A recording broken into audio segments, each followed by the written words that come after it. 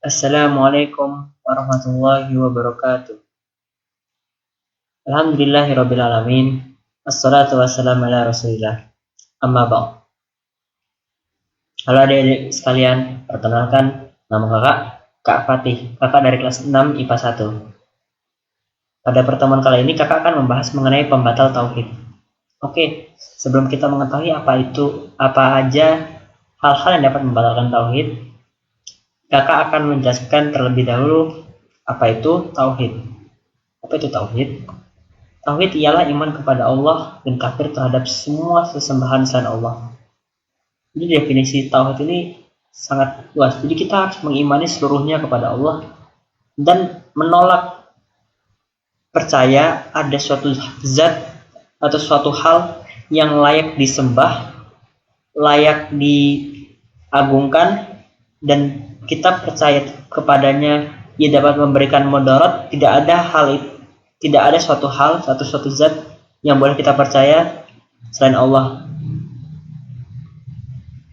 Dalil tentang tauhid. Walaqad ba'atsna fi kulli ummatin rasulan an ibudullaha wajtanibut taghut. Faminhum man hadallaha wa minhum man haqqat 'alaihi dhalalah. Fasiru fil ardi fanzur kaifa kana 'aqibatul mukazzibin. An-Nahl ayat 36. Sesungguhnya kami telah mengutus rasul pada tiap-tiap umat. Sembahlah Allah dan jauhilah tagut.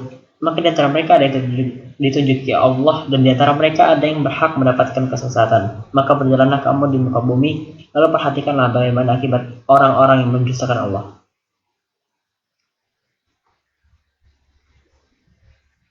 Dan selanjutnya ada di surat An-Nisa ayat 36, wa'budullaha wa la tusyriku bihi syai'a. Sesungguhnya sembahlah Allah dan janganlah kamu mempersekutukannya dengan sesuatu hal yang lain. Kedua perilaku itu baik yang bertentangan dengan tauhid maupun yang bertentangan dengan kesempurnaan tauhid, masing-masing mempunyai status keagamaan dan konsekuensi hukum yang disesuaikan dengan pengaruh perilaku tersebut. Atas dasar-dasar tersebut, hal-hal yang membatalkan syahadatain dan menjerumuskan kepada kekufuran ialah syirik dan beribadah kepada Allah Subhanahu wa taala. Syirik dalam persekutukan Allah Subhanahu wa taala dengan makhluknya dalam dimensi rububiyah maupun ilahiyah, secara langsung atau tidak, secara nyata terselubung. Oke, sebelum itu kita perlu mengetahui apa sih dimensi rububiyah itu dan dimensi uluhiyah itu. Dimensi rububiyah adalah mengesahkan Allah sebagai satu-satunya pencipta dan pengatur segala hal yang ada di dunia ini maupun di akhirat. Contoh syirik dimensi rububiyah ialah meyakini kesaktian para wali sehingga ia meminta bantuan kepada mereka untuk menolak petaka atau meraih keuntungan, apalagi kalau wali tersebut sudah meninggal. Contoh dan dimensi uluhiyah adalah tauhid uluhiyah ialah mentauhidkan atau mengesahkan Allah dalam setiap kegiatan ibadah. Contoh syirik dari tauhid uluhiyah ialah berdoa kepada Allah melalui perantara orang yang sudah meninggal. Innallaha la yaghfiru ay yushraka bihi wa yaghfiru ma duna zalik liman yasha'u wa man yusyrik billahi faqad iftara isman azima. Sesungguhnya Allah tidak akan mengampuni dosa syirik dan Dia mengampuni dosa selain itu kepada siapa saja yang dikehendakinya. Barang siapa yang mempersekutukan Allah, maka sungguh ia telah berbuat dosa besar. An-Nisa ayat 48. Yang kedua ialah kita mengetahui bahwa semua nikmat yang kita peroleh itu adalah karunia Allah Subhanahu wa taala. Sebagai seorang muslim, kita wajib meyakini dan mengakui bahwa semua nikmat yang kita peroleh di dunia ini dari Allah Subhanahu wa taala, serta kita harus meyakini bahwa sesuatu bencana yang menimpa kita juga hakikatnya dari Allah Subhanahu wa taala.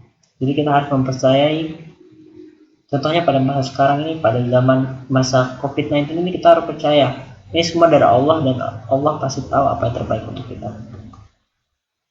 Allah berfirman, "Alam tara annallaha syakhkhara lakum ma fis samawati wa ma fil ard wa asbagha 'alaikum nikmatan zahiratan wa batinah wa minan nasi may yujadilu fillahi bighairi ilm wala huda wala kitabil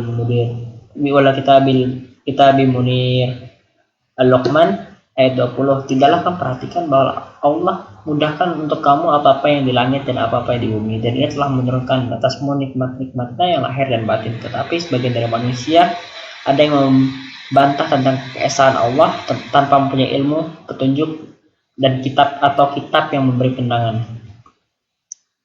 Wa atakum min kulli ma sa'altumuhu wa in ta'du nikmatallahi la tahsuha innal insana la zulmun kafar. Dan Dia telah memberi kepadamu tiap-tiap apa yang kamu minta, dan jika kamu menghitung nikmat Allah, kamu tidak akan bisa menjumlahkannya. Tetapi manusia itu zalim dan tidak berterima kasih. Dalam surat Ibrahim ayat 34. Manusia tidak boleh mengklaim bahwa nikmat yang dia peroleh itu hanyalah semata-mata karena usahanya. Sebab kalau Allah tidak menghendaki kita mendapatkannya, maka kita tidak akan mendapatkannya. Beramal dengan tujuan selain Allah.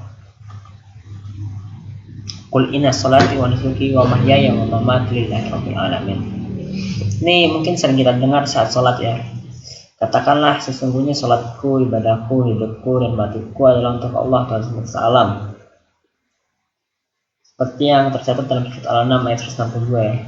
Pengertian ibadah di sini tidak hanya terbatas pada masalah-masalah yang umum seperti sholat, zakat, puasa, dan haji, tapi juga mencakup pekerjaan yang dilakukan di atas syariat dan yang ditunjukkan dan diperuntukkan karena Allah Subhanahu wa Ta'ala. Misalnya karena nasionalisme atau kebangsaan, dan menjadikannya sebagai tujuan utama dalam perjuangan hidup. Seperti berperang karena mempertahankan bangsa, berjuang dan bekerja demi kebangsaan karena Allah Subhanahu wa Ta'ala telah menyuruh kita untuk bekerja, berkhidmat, berjihad, dan berperang hanya karena Allah Subhanahu wa Ta'ala. Sebenarnya dilarang di sini ialah menjadikannya isme, karena bila sudah menjadi isme, dia akan menomorsatukannya dari segala-galanya, termasuk melebihi agamanya. Selanjutnya, tidak menegakkan hukum Allah. Ya, ini juga termasuk hal-hal yang membatalkan tauhid. Berdasarkan firman Allah, orang yang tidak berhukum dengan hukum Allah makanya dianggap kafir. Wa man lam yahkum bima anzalallahu fa ulaika humul kafar. Al-Maidah ayat 44. Barang siapa yang tidak berhukum dengan hukum Allah, maka ia adalah orang yang kafir. Atau seperti dalam surat An-Nisa ayat 65, fala rabbuka la yu'minu hatta yakumak fi ma syajara bainahum thumma la yajidu fi anfusihim haraj mimma qudiyat wa yusallimu taslima. Maka demi Tuhanmu, mereka tidak beriman hingga mereka menjadikan kamu hakim dalam perkara mereka yang mereka perselisihkan. Kemudian mereka tidak merasa keberatan dalam hati mereka terhadap putusan yang kamu berikan, dan mereka menerima dengan sepenuhnya. Jadi maksudnya kamu di sini ialah Rasulullah, karena salah satu hukum Islam ialah hadis-hadis Nabi dan sunnah-sunnah Nabi ya. Selanjutnya, mengejek hukum Allah atau orang-orang yang menegakkannya.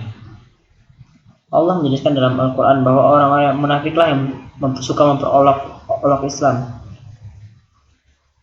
Yahzar munafiqina in tunazzala alaihim surata atainahum bima fi qulubihim qul istahzi'u anna Allah sakhurija ma ta'khudharun wala in sa'altahum la yaqulunna innama kunna nakhudu wa nal'ab qul billahi wa ayati wa rusulihi kuntum tastahzi'un. Orang-orang munafik itu takut akan diturunkan terhadap mereka sesuatu surat yang menerangkan tentang apa yang tersembunyi dalam hati mereka. Katakanlah kepada mereka, teruskanlah olok-olokanmu. Sesungguhnya Allah akan menyatakan apa yang kamu takuti itu. Dan jika kamu tanyakan kepada mereka tentang apa yang mereka lakukan, itu mereka menjawab, sesungguhnya kami hanyalah bersenang gurau, bermain-main saja. Katakanlah pada mereka, apakah dengan ayat-ayat, dengan Allah, dengan ayat-ayatnya, dengan Rasulnya, kamu selalu berolok-olok? Surat At-Taubah ayat 64 dan sampai 65. Membenci Islam seluruh atau sebagainya. Allah berfirman,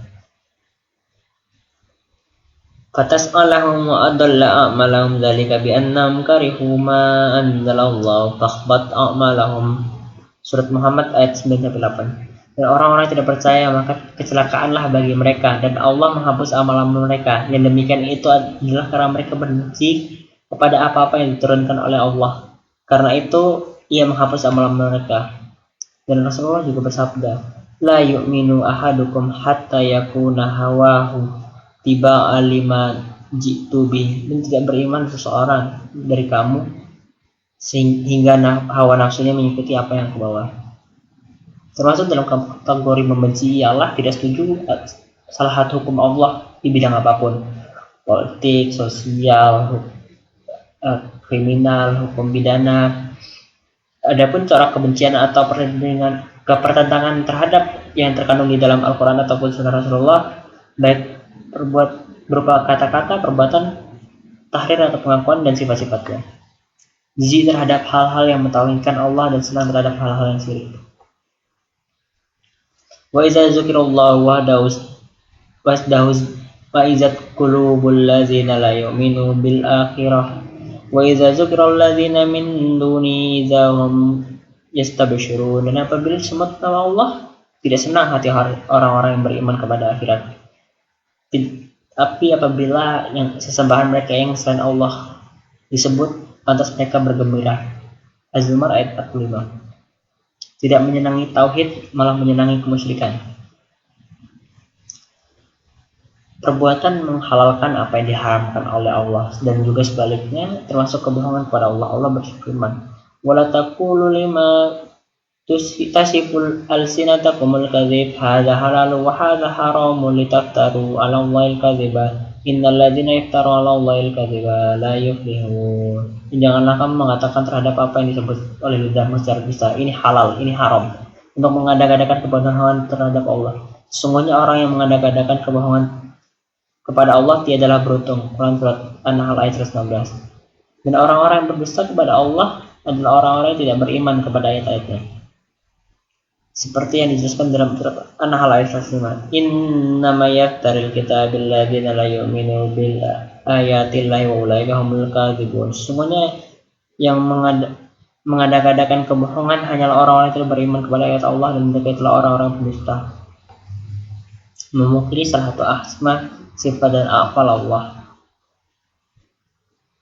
Jadi kita pernah belajar kan mengenai asma Allah yang 99. Jadi kita harus mempercayai semua asma dan sifat Allah itu adalah, yaitu semuanya milik Allah, dan kita harus percaya Allah semuanya, ya kita harus mempercayainya.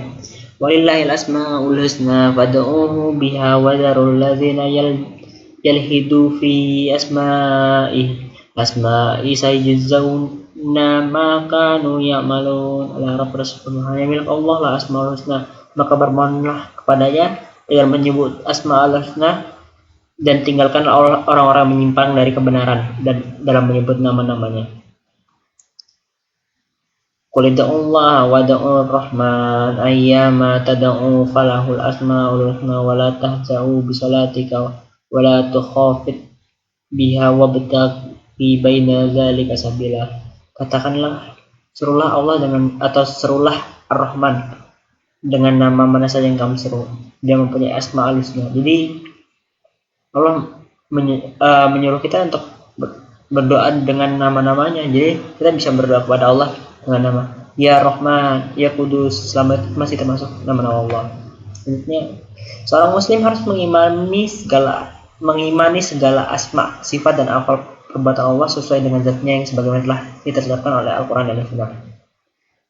Yang selanjutnya adalah beribadah bukan kepada Allah, seperti misalnya menyembelih binatang untuk disembahkan kepada selain Allah, ruku dan sujud kepada selain Allah, tawaf di Baitullah, dan meminta doa kepada selain Allah itu tidak diperbolehkan. Lahu da'watul haq walladzina yad'una min dunihi la yastajibu lahum bi syai'in illa kabasit kaffaihi ilal ma'i yablaghu fa huwa ma wa bibaligh wa ma du'aul kafirin. Hanya bagi Allah lah orang yang doa-doa dikabulkan, dan berhala-hala mereka sembah dan Allah tidak dapat perkenankan sesuatu bagi mereka, melainkan seperti orang-orang yang membuka telapak tangannya ke dalam air supaya sampai ke air ke mulutnya, padahal air itu tidak sampai ke mulutnya, dan doa orang-orang yang kafir itu hanyalah sia-sia belaka. Ar-Radd ayat 14. Dan termasuk dalam kategorinya mengucapkan sumpah bukan atas nama Allah, karena ia termasuk syirik, sebagaimana sabda Rasul, man khalafa bi ghairillahi faqad asyrak.